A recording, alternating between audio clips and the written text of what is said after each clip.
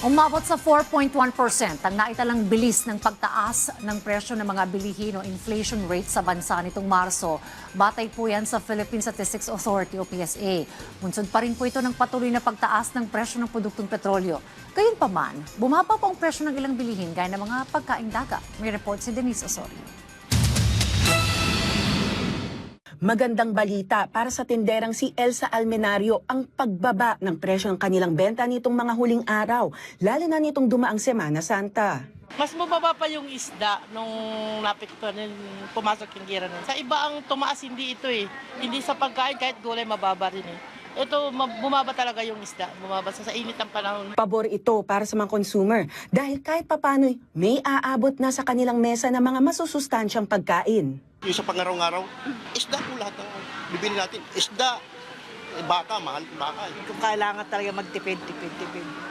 Kung yung halimbawa yung ulam mo sa umaga, pwede mo pang ulamin sa gabi. Hanggang kinabukasan, pwede mo pang ulamin. Ganon. Hindi lang naman sa palengke binabantayan ang galaw ng presyo. Ayon sa Philippine Chamber of Commerce and Industry, mas mababa sa inaasahan ang March inflation na nakikitang positibong senyales sa gitna ng patuloy na paghamon sa mga gastusin. Ang expectation natin actually closer to 5%. The fact na nasa 4.1 siya, kailangan natin pasalamatan ng ating gobyerno kahit papano.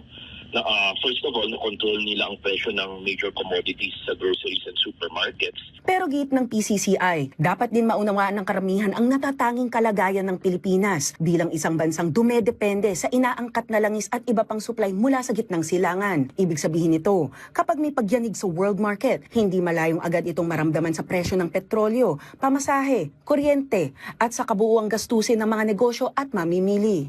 Not just fuel, yung fertilizer natin, we're also, halos lahat ng fertilizer natin nang galing sa Middle East dumadaan sa Strait of Hormuz. So food security is another issue.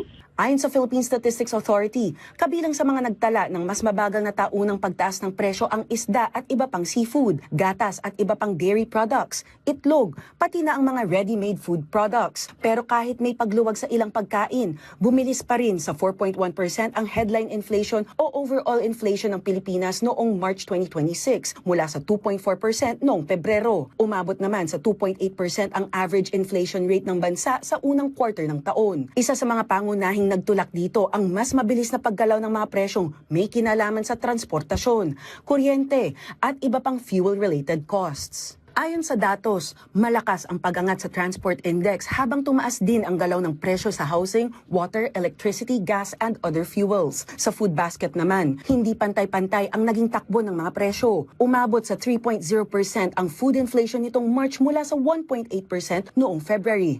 Sa kabila nito, nananatiling ramdam ng mga mamimili ang bigat ng gastusin sa araw-araw, epekto ng mas mataas na presyo ng petrolyo sa pamasahe, kuryente at presyo ng iba pang bilihin sa mga susunod na buwan. Sa kabuuan, pinakamataas ang overall inflation ng March 2026 mula noong July 2024 na nasa 4.4%. Kasabay nito, patuloy ring nararamdaman ang bigat ng transport costs na pinakamataas na galaw mula pa noong January 2023. Denise Osorio, para sa Pambansang TV, sa Bagong Pilipinas.